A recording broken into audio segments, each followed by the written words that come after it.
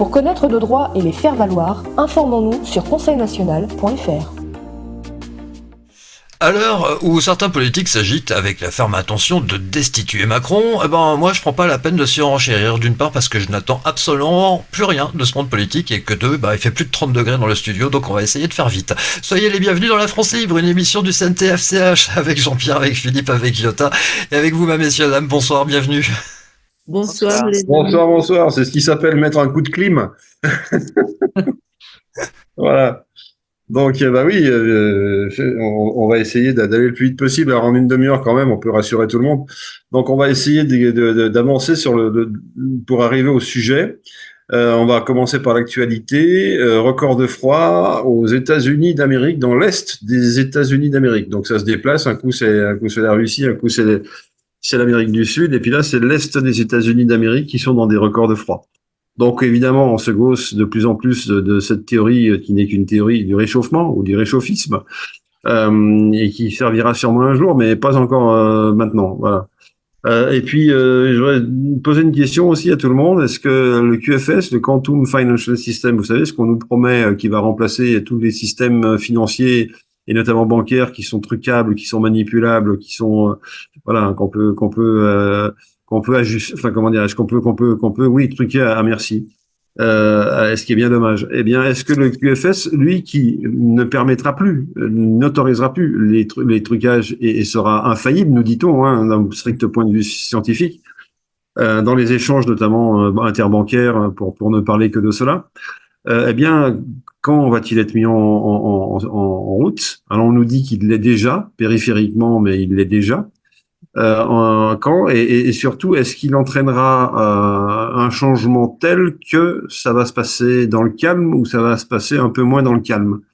Alors, bon, il se dit qu'il y a des négociations en ce moment, évidemment, auxquelles nous ne sommes pas conviés, ni vous ni moi, pour échanger avec l'ordre mondial pour savoir si justement les choses vont se passer dans le calme ou pas dans le calme. Ça va dépendre des résultats des négociations de ces messieurs. On cite les noms de Madame Lagarde, que tout le monde connaît en tout cas en France, pour Fonds monétaire international, bien entendu, ex du FME et aujourd'hui présidente de la BCE, Banque Commerce Extérieur, je crois, c'est ça. Banque Centrale Européenne. Banque Centrale Européenne, excusez-moi, Banque Centrale Européenne. Donc cette dame plus Monsieur Schwab qui est un peu plus connu, l'homme de Davos en quelque sorte, l'homme des sociétés sinon secrètes en tout cas très influentes, et qui nous a dit un jour qu'on n'aurait rien mais qu'on serait heureux. Donc rien que de l'avoir entendu, ça nous a donné du baume au cœur. Voilà, donc monsieur serait avec Madame Lagarde en quelque sorte fer de lance pour faire basculer tout ça, et le QFS en l'occurrence rêve bien sûr vers des solutions pacifiques, mais à condition que on sache les allécher, c'est-à-dire d'une part leur laisser la vie sauve, ce qui me paraît une bonne négociation, d'autre part leur donner un endroit où aller atterrir. Et ça, je rentrerai pas dans les détails de ce que j'ai pu lire sur ce point-là. Donc voilà, donc on est en pleine négociation là-dessus, sur ces sujets-là et sur d'autres bien entendu. On pourrait parler de ce qui se passe en Ukraine et on va forcément en reparler. En attendant, je laisse la parole à l'image via Sylvain. Absolument. Nous allons regarder l'actualité en images. Alors, il est dit à l'intérieur que les complotistes sont des cafards et qu'il est donc impossible de s'en débarrasser. L'actualité en images tout de suite. Vous savez, les complotistes, les conspirationnistes aussi, comme on les appelle, Bruce, c'est comme les cafards. Il est très difficile de s'en débarrasser. Et c'est cette vermine qui s'est emparée effectivement de nouvelles photos de Brigitte Macron sur un bateau. Alors, ce genre de rumeurs, ça dure depuis le printemps 2021. Régulièrement, des esprits, on va dire, dérangés, ceux qui pensent que la Terre est plate, voyez-vous, se défoulent dans un délire de fake news. Tout cela est alimenté par des sites d'extrême droite, mais on retrouve autant de dingos à l'extrême gauche.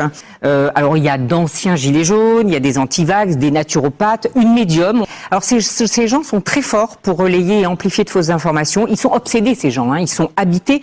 Et d'autres femmes de pouvoir ont déjà fait les frais de ce genre d'attaques transphobes. C'est un fléau qu'il faut combattre. Il y a un délitement des valeurs, des institutions qui sont fatiguées, des syndicats inopérants, des partis politiques en pleine déconfiture. Et c'est là que prospèrent ces réseaux complotistes C'est de la gangrène, Bruce, ces réseaux. Donc je le redis, ce n'est pas simple à éradiquer, mais il ne faut pas laisser passer. Et c'est pour ça qu'on en parle ce matin. Des dizaines de millions de vues. Oui. Et ne pas les laisser parler, ne pas les laisser diffuser. C'est difficile, encore une fois, de mener ce combat. Mais voilà, en face, il faut qu'on réponde. Ne pas les laisser parler. Surtout, ne pas les laisser parler. Et des fois qu'ils arrivent à amplifier de fausses informations, évidemment. Ah bah oui, on sent les yeux qui sortent de la tête quand elle s'exprime, cette pauvre dame. On sent surtout que quelque chose a échappé au nouvel ordre mondial et justement qui permet de parler, alors qu'avant on ne pouvait pas parler. Bah cette chose on la connaît, hein, c'est Internet et voilà. Donc ils se privent pas de censurer telle ou telle chaîne quand ça les arrange. Ils se privent pas de certain nombre de stigmatisations, évidemment, de nous traiter de cafards, elle a dit cette dame. Absolument, absolument. De cafards de gangrène. et de gangrène. Si ça c'est pas un appel à la violence, je m'y connais pas. Donc voilà, donc c'est très grave évidemment. C'est aussi la manifestation d'une peur. Et puis c'est peut-être aussi la manifestation de la peur de perdre son job, parce qu'elle est consciente que ce monde ancien est en train de disparaître au profit d'un autre. Et que probablement dans ce nouveau job, il y aura plus de place pour des gens comme elle, voilà, tout simplement. Donc alors ils iront faire autre chose ailleurs, hein, c'est la roue tourne comme on dit. Hein. Voilà, mais Non, Philippe, Oui. les cafards ne sont pas des parasites. Donc nous avons affaire à une guerre mondiale entre cafards et parasites. Et je pense que la bestiole qui s'appelle parasite est bien plus nocive que les Je comprends ce que tu dis et sur la- j'apprécie le travail sur la différence. C'est pas une nuance, c'est une vraie différence, tout à fait. Qui parasite le pouvoir? Bien les parasites, tout simplement. Vive les cafards. Les cafards. Alors les cafards, on pourrait oui, ils ont pas forcément une très belle image, donc on les remplace par autre chose. Voilà, mais on trouvera bien quelque chose pour remplacer ce mot. Voilà. Donc, bah écoute, oui, cette dame, elle a l'air un peu triste de toutes ces informations qu'elle appelle de la désinformation, mais évidemment, on est dans l'inversion là. Hein. C'est leur parole contre la nôtre, comme on dit. Hein. Jusqu'au jour où ça sera front contre front. Il faudra bien que ceux qui auront gagné sur le terrain fassent valoir leur vérité, hein, tout simplement. Et nous espérons bien être derrière cela. Voilà. Et que dire encore? Ben, si Jean-Pierre a quelque chose à rajouter avant qu'on démarre le sujet, Oui, peut-être. je veux bien. Allez. Merci. J'invite tous ceux qui pourront entendre la voix de cette dame à bien écouter les fréquences et l'effet produit sur leur propre corps. Merci d'avoir entendu. Moi, surtout, ce qui m'interpelle, c'est autant de déchaînement de la part de cette dame, tout simplement pour un sujet qui est pas aussi délicat que ça, puisque bon, ce sont juste des photos de la première dame de France qui seraient prises et qui, enfin voilà, quoi, je laisse après à votre imagination. Allez, le sujet de ce soir, on va se poser la question si une démocratie, je dis bien une démocratie, pas une oligarchie, hein, peut arrêter une guerre. Voilà. Donc, je veux bien lancer le sujet. Est-ce qu'une démocratie peut arrêter une guerre? Sous-entendu, aujourd'hui, c'est pas les démocraties qui lancent les guerres, hein, c'est des oligarchies. Ça. On s'en rend bien compte et on se rend surtout compte du fait qu'on ne nous consulte pas. Car quand l'OTAN décide d'avancer ses pions quelque part entre la Lettonie et la mer Noire, il y a de sa part une volonté d'hégémonie administrative, parce que c'est plus de l'administration l'OTAN. Hein. On va quand même rapidement rebattre les cartes, c'est-à-dire que l'OTAN n'est plus en l'état actuel une armée homogène. Voilà, c'est simplement un système de réglementation qui a pour but de donner des ordres à des armées hétérogènes, c'est-à-dire de différents pays d'Europe en l'occurrence, d'Europe occidentale. Donc voilà, donc ça ne garantit pas une puissance militaire, ça, hein, sachant que la puissance militaire américaine, elle est circonscrite à 800 sites répartis sur le globe qui garantissent la présence armée des États-Unis d'Amérique. Ça, c'est la stratégie qui date des années 40-50. Et donc aujourd'hui, tout l'argent est parti dans ces établissements-là. Par contre, tout ce qui concerne la recherche militaire, etc., a beaucoup fléchi. Et on s'aperçoit aujourd'hui qu'un pays comme la Russie, par exemple, c'est plus qu'un exemple, un pays comme la Russie a adopté une stratégie différente, c'est-à-dire il s'est mis à l'abri de tout pépin d'agressivité militaire sur son terrain grâce à des technologies qui ont été développées dans le bon sens et qui s'avèrent aujourd'hui supérieures à toutes les technologies de l'OTAN, de l'OCDE, de tout ce que vous voulez, des États-Unis d'Amérique, etc. Donc wait and see. On attend et on regarde, sauf qu'on se dit que M. Poutine compte sur la raison de ceux qui sont en face de lui dans l'OTAN, et que cela devrait réfléchir avant de dire des bêtises, et surtout d'en prononcer prononcer des mots qui tendent vers la guerre, quoi. Hein.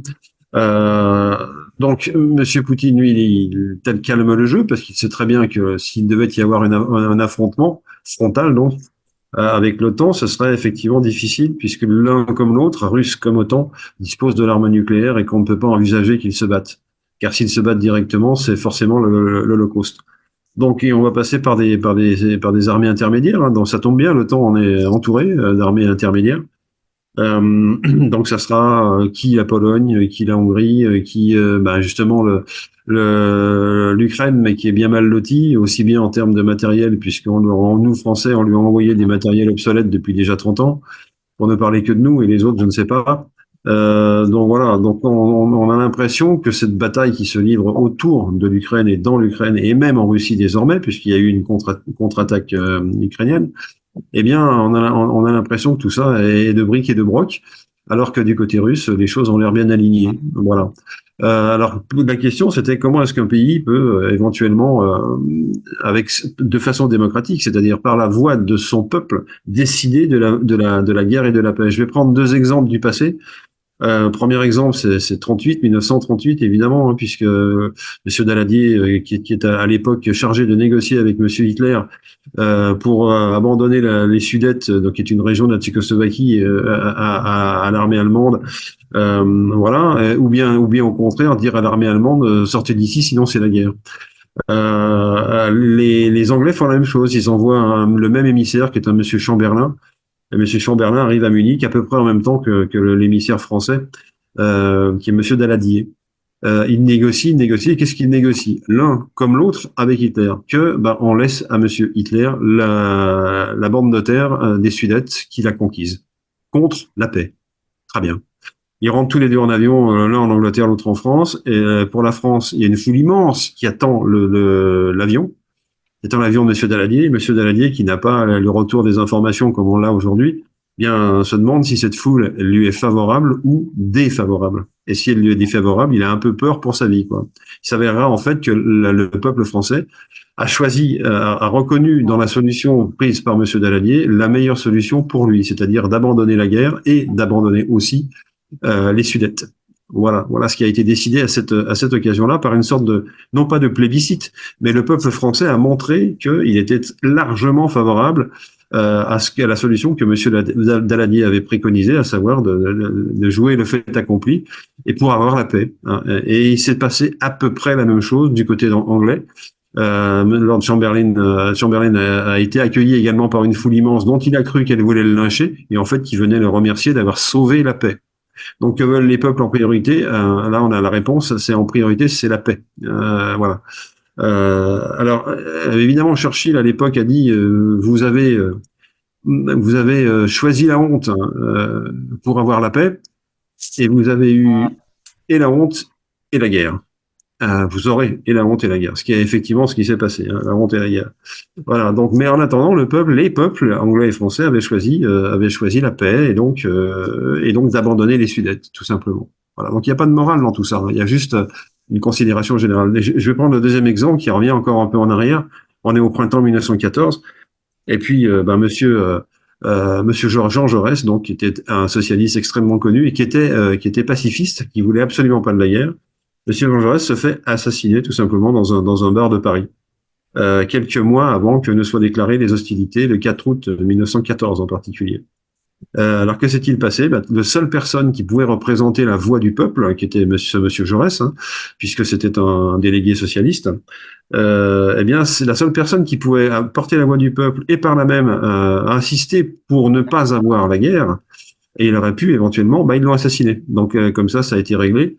Donc ce sont les deux exemples de peuples, si on peut dire que le peuple voulait la paix du côté de la guerre de 14, sauf que son représentant, car il y avait un représentant supérieur, on va dire ça comme ça, qui était Monsieur Jaurès, qui faisait partie de la liste des grands hommes, comme on retrouvera plus tard De Gaulle, par exemple, eh bien ce Monsieur Jaurès n'a pas pu agir puisqu'il est mort. Bon, voilà.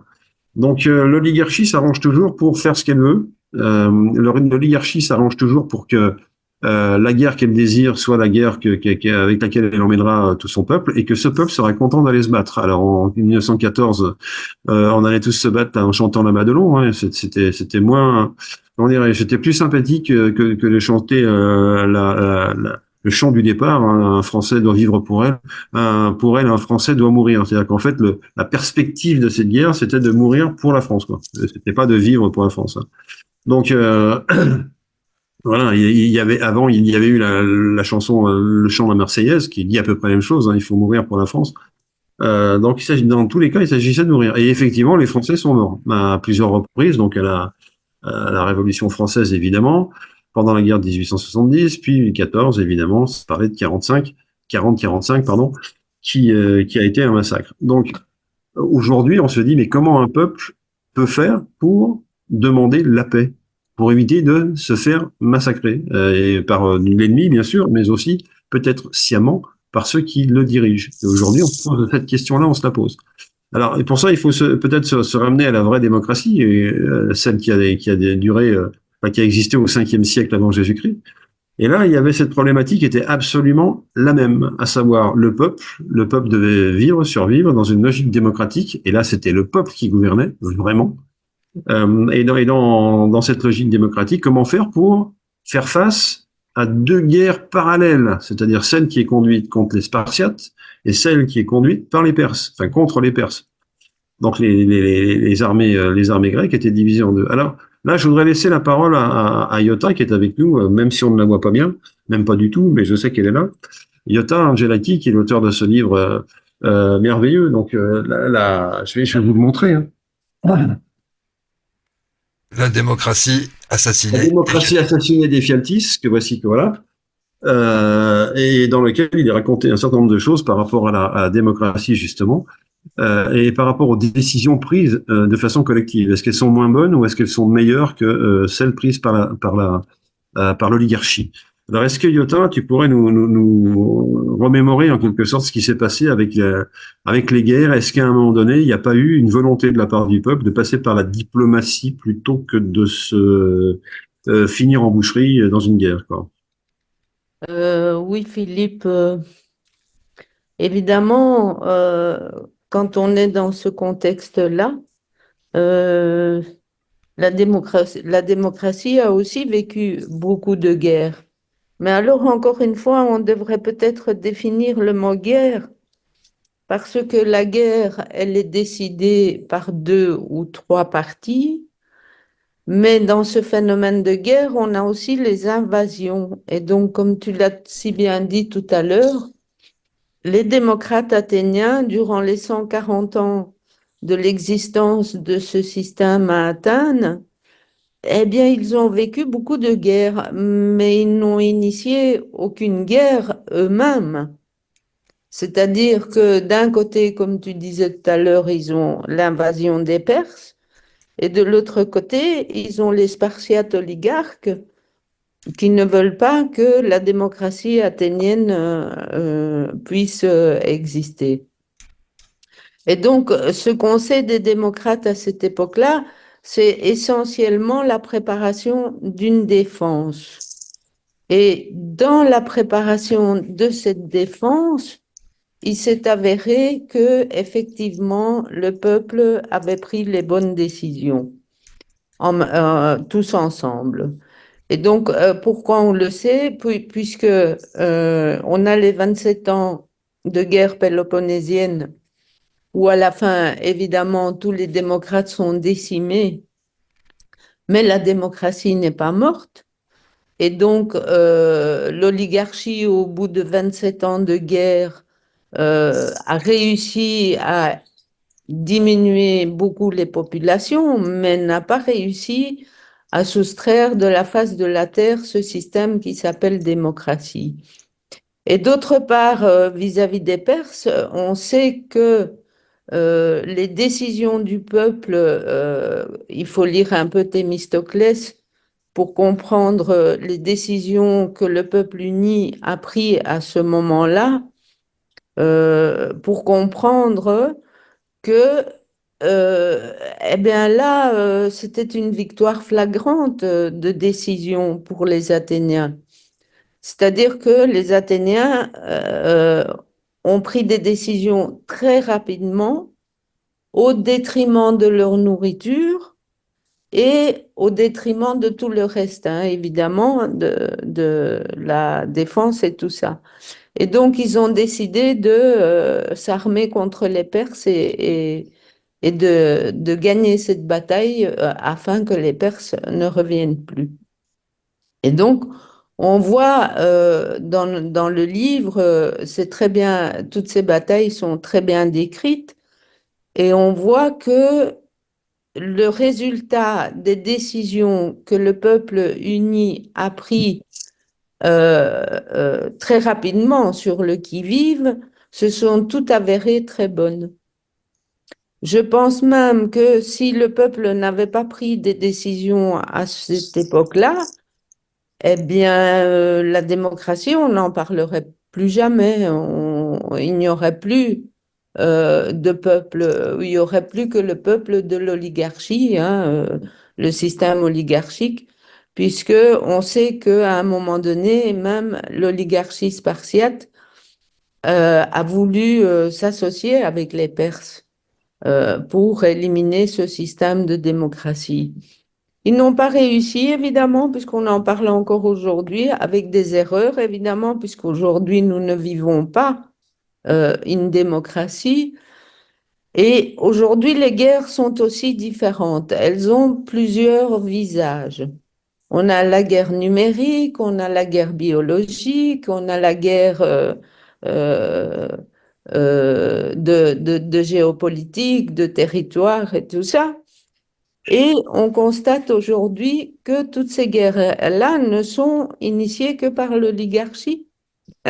Le peuple n'est jamais demandé ou même expliqué pourquoi ils vont aller faire une guerre. Est-ce que les Européens sont conscients de ce qui se passe en Ukraine?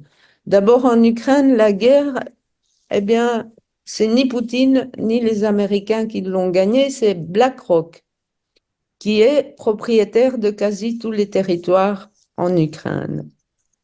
Donc, les résultats d'une guerre et l'initiation d'une guerre et comment se prépare une guerre et par qui est toujours organisée une guerre, on en est toujours à l'oligarchie, évidemment.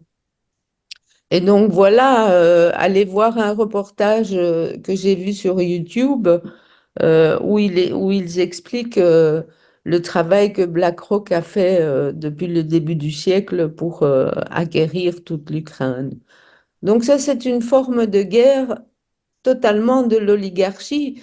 Et je ne vois pas, Philippe, comment nous, peuple européen, on pourrait réussir politiquement à arrêter cette guerre. Ça, c'est toute la question. C'est toute la question. Que faudrait-il faire pour que, dans le contexte actuel que nous connaissons autour de l'Ukraine, qu'est-ce qu'il faudrait faire pour que le peuple reprenne le dessus et aille voir ses militaires en leur disant vous travaillez dans votre intérêt, mais nous, il se trouve qu'on n'a aucun intérêt dans l'Ukraine. On n'a aucun intérêt à se battre contre les Ukrainiens, aucun intérêt à se battre contre ou avec les Ukrainiens, aucun intérêt à se battre contre les Russes. Et pourquoi voulez-vous nous emmener dans cette guerre? Autant en 1914, c'était assez clair, on avait fait, comme on dit, monter dans les tours un petit peu tout le monde en disant que l'allemand c'était l'ennemi absolu, qui mangeait les enfants, etc. Donc c'est sûr que ça donne des gens un peu plus motivés pour se battre. En plus, il fallait récupérer l'Alsace et la Lorraine, bien entendu. Hein.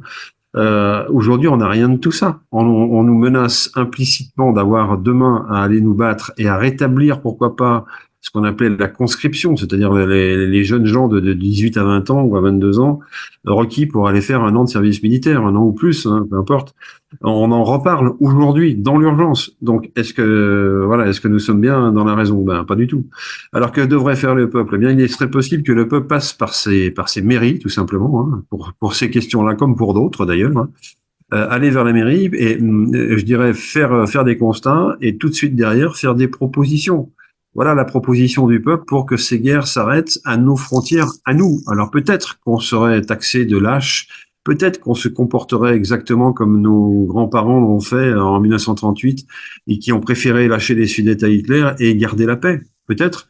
Mais ça nous laisserait la possibilité de faire comme les Gréconciens, c'est-à-dire de profiter de cette paix pour s'armer, ou tout simplement profiter de cette paix pour prendre des relations diplomatiques avec les Russes que nous n'avons pas. Aujourd'hui, on sait juste que les Russes, c'est des méchants, mais on n'a pas d'exemple d'un dialogue quel qu'il soit entre les Russes, l'OTAN et les pays de l'OTAN. Voilà, on a juste des commentaires faits un petit peu comme cette dame tout à l'heure, hein, qui nous disait que on était des cafards. Bah, je serais pas complètement surpris qu'elle pense et dise la même chose de tout ce qui concerne le bloc des BRICS, ce qu'on appelle les BRICS, c'est-à-dire pas seulement la Russie, hein, mais d'autres pays qui se sont alliés en quelque sorte, pas seulement sur le plan militaire et peut-être même d'ailleurs pas sur le plan militaire, mais qui se sont alliés sur le plan économique évidemment et qui sont en train d'en recueillir des bénéfices quand nous au sein de la partie otanienne, si je puis dire, nous sommes en train de mourir des sanctions que nous avons imposées à ces mêmes Russes. Donc voilà, qu'est-ce que devrait faire le peuple? C'est aller faire prendre conscience de tout ça à ses maires, dire voilà, on veut faire ça, on veut faire ça, on veut faire ça, on a telle et telle proposition, et on entend qu'elles soient entendues. Alors, on va pas les porter au gouvernement, parce que le gouvernement, bah, c'est nous, voilà. Donc, et par contre, on veut bien aller parler aux Russes, on veut bien aller parler aux BRICS, on veut bien aller parler à un tas de gens qui ont sûrement des choses à nous dire. Pour l'instant, on a absolument, c'est l'omerta, on ne sait absolument pas ce que pensent ces gens, comment ils agissent, à part quelques témoignages rares de personnes qui vivent sur ces territoires-là et qui veulent bien nous en faire profiter au travers de différentes émissions qu'on retrouve sur YouTube ou tout au moins sur le net. Ça, c'est très bien, c'est la seule fenêtre d'information que nous ayons. Mais voilà, sinon, on est condamné à être traité par des gens comme cette dame blonde qu'on a vue tout à l'heure. Et qui va nous expliquer ce qu'on doit faire. Donc elle a le bâton qui est porté par l'oligarchie et elle vient nous expliquer ce que nous devons penser, nous devons être et nous devons faire. Voilà. Voilà ce qu'on pourrait faire, c'est effectivement agir dans ce sens-là, de la même façon que pour n'importe quel autre sujet.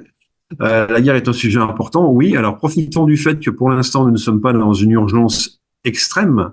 Apparemment, nous ne sommes pas tout de suite menacés de recevoir une bombe à Clermont-Ferrand ou à Brest, hein, sauf erreur de ma part, évidemment, hein, mais on n'est pas directement menacé de ça. Par contre, il y a chez les oligarques de l'Occident, c'est-à-dire nos dirigeants à nous, il y a chez ces gens une volonté de récupérer ce qu'ils ont perdu à tout prix. Et donc, ils sont en train de perdre un peu la raison, sauf à négocier un départ négocié de leur part qui, acte leur défaite, parce que défaite il y a, hein, sur le terrain militaire, en tout cas en Ukraine, il y a la défaite, et qu'on ne vienne pas m'expliquer que la percée qui a été faite vers Kursk est une percée qui va changer la face de la guerre. Non, ce qui est en cause, c'est le fait qu'il y a moins d'armes, de moins bonne qualité, si je puis dire, c'est-à-dire qu'ils vont moins loin, moins fort, etc., du côté de l'Occident que du côté des BRICS, tout simplement. Alors, on peut parler de la Chine, on peut parler de l'Inde, qui sont à la remorque, militairement parlant, de la Russie, qui leur fournira toutes les armes dont elles ont besoin, si le cas devait arriver, se présenter. Donc voilà, il y a une guerre d'observation qu'on a connue pendant la guerre des 14, hein, chacun dans sa tranchée observait l'autre. Là, Monsieur Poutine, il observe les autres, il observe l'OTAN et il dit on attend que vous bougiez la prochaine pièce de l'échiquier. Là, j'ai bien peur que pour l'Occident et en particulier pour l'OTAN, la seule attitude possible, ce soit de renverser l'échiquier. Hein. Si on veut effectivement se dire qu'on a gagné ou qu'on a perdu, c'est-à-dire ne pas reconnaître qu'on a perdu, renverser l'échiquier et agir en chien malade, en mad dog, comme on dit en bon français. Et ça, c'est effectivement quelque chose de difficile. Bon voilà, mais ça nous poussera encore un peu plus loin dans l'irrationnel, ça nous poussera encore un peu plus loin dans les risques de guerre. mais ça nous rapprochera de solutions où le peuple finalement finira par décider, quoi. C'est en tout cas mon avis. Bien, la situation est telle aujourd'hui que nous ne sommes pas souverains. Donc, effectivement, quand on voit ce qui se passe, on comprend les grandes puissances qui deviennent des vases communicants. Donc, l'Amérique perd son hégémonie, elle perd l'hégémonie du dollar aussi. Et ça se remplit du côté asiatique. Bon, quant à l'armement, Philippe, je ne sais pas si les Russes ont besoin d'aider les Chinois. Je crois que les Chinois ont absolument tout sur Terre, absolument tout. Ils ont réussi, grâce à l'espionnage, à copier tout ce que nous avons créé en mieux. Et donc, voilà, militairement parlant, avec 1,5 milliard de citoyens, la Chine est bien protégée.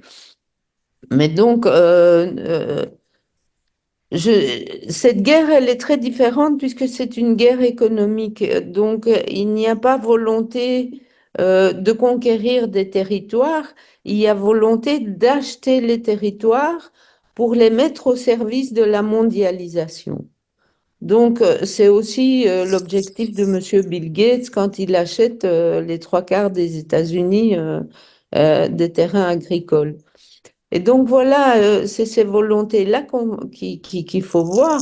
Mais dans tous les cas, Philippe, s'il se passe une guerre, effectivement, il ne nous reste qu'une seule organisation, c'est nos mairies, comme tu disais tout à l'heure. Donc, c'est dans nos mairies, admettons que demain il y a blackout et qu'on n'a plus d'informations, personne, la première chose que chacun va faire, c'est aller à sa mairie pour essayer d'avoir des nouvelles. Donc, il est évident qu'on n'est pas menacé tout de suite. Je te dirais que j'ai quand même une petite appréhension parce que j'habite pas très loin de l'OTAN à Bruxelles et que tous les jours, je me dis, si jamais Poutine a cette idée de bombarder ce bâtiment qui vient d'être terminé il y a 2 ans et qui a coûté presque 1,5 milliard, voilà, donc c'est vrai qu'on est à l'abri de rien du tout. Par contre, l'OTAN, Philippe, je pense que c'est un organisme terminé. Avec cette guerre en Ukraine, l'OTAN a démontré ses faiblesses et son impuissance et aussi le fait que normalement cet organisme était créé pour éviter les guerres, justement. Et on se retrouve aujourd'hui avec l'OTAN qui initie des guerres. Donc, c'est un bien que pour finir, cet organisme, et d'ailleurs M. Poutine l'a dit lui-même, cet organisme de l'OTAN doit disparaître. S'il faut peut-être créer un autre organisme pour sauvegarder la paix et rester dans ce projet-là, mais pas se retrouver avec un OTAN qui initie des guerres un peu partout. Enfin voilà, pour terminer, c'est nos mairies, il faut organiser nos mairies. Moi, je tiens à te rassurer, hein, quand même, Yota. Tu sais, aujourd'hui, les Russes sont capables de faire des frappes chirurgicales, donc tu n'as absolument rien à craindre. Oui, Jean-Pierre, peut-être un petit mot. oui, je sais Sylvain, mais moi, franchement, s'il arrivait à faire ça, je lui dirais bravo, même si je suis sacrifiée dans cette histoire. Voilà. Bravo. Donc, il n'y a pas de problème. Des organismes qui prouvent depuis leur existence que nous sommes en guerre tout le temps, eh ben, à un moment donné, il faut effectivement que ces organismes disparaissent. En démocratie, ce serait impossible que des organismes comme ça continuent d'exister ou existent tout simplement. Voilà. Oui, Jean-Pierre, si tu veux, c'est à toi. Euh, oui, alors, merci. Attendez, j'arrive. Je viens de me demander comment puis-je faire pour rester en paix après avoir entendu la voix de cette dame et l'aspect sonore et l'aspect de fond qui ne peuvent que me rappeler les discours d'Hitler. Eh bien, comment faire pour rester en paix? Déjà, il y a un mot magique, je. Comment me sens-je? Déjà très triste. Après avoir entendu la voix de cette dame, effectivement, au moins a-t-elle eu le pouvoir de m'offrir cette opportunité de tristesse. Car se sentir, même si c'est triste, c'est déjà une richesse. Autant je pouvais avoir de l'empathie pour Monsieur Hitler parce que il embête plus personne, autant pour cette dame, j'ai un peu plus de difficultés. Alors, la paix n'est pas le contraire de la guerre. Comme nous en avons déjà parlé, la paix, c'est quelque chose qui vient du tréfonds de soi-même et qui peut rayonner vers l'extérieur. Ce que l'on appelle la guerre, c'est une chamaillerie entre êtres humains qui n'ont pas réussi à faire la paix avec eux-mêmes. Et pour rejoindre le sujet, la démocratie peut-elle arrêter une guerre? La démocratie obligatoirement arrête la guerre du moment qu'elle est acceptée par toutes les parties. S'il y a des gens qui sont pas d'accord à vivre en démocratie, évidemment, ils vont déclarer la guerre aux démocrates, ce qui s'est produit en Grèce. Alors la démocratie, ça commence en soi-même. Est-ce que je suis en accord avec toutes les parties de mon être? Et puis après, je peux me poser la question, est-ce que je suis en accord avec tous les êtres qui vivent dans l'univers? Eh bien, je dois reconnaître que j'ai quelques difficultés par rapport à l'allocution de cette dame. Je ne pensais pas revivre ce que mes parents ont vécu dans leur poste de radio en entendant les discours de ce monsieur que j'ai déjà cité. Je lui souhaite de trouver la paix en elle-même à cette dame-là. Et en lui souhaitant de trouver la paix, je trouve la paix en moi-même. Merci d'avoir entendu. Merci Jean-Pierre. La seule guerre que l'on devrait tolérer, eh bien, c'est la guerre des boutons. N'allez surtout pas croire que je parle de ce combat contre la variole du singe. Non, je parle de ce grand moment de littérature française. La guerre des boutons. Allez, c'est une façon également de vous souhaiter un week-end à la vanille. Bah oui, un week-end plein de saveurs et de bonheur. On se retrouve à partir de lundi avec le Conseil national de transition français Canal historique. Merci Philippe, merci Yotam, merci Jean-Pierre, merci à vous également. Excellent week-end et à lundi. Merci les amis. Merci.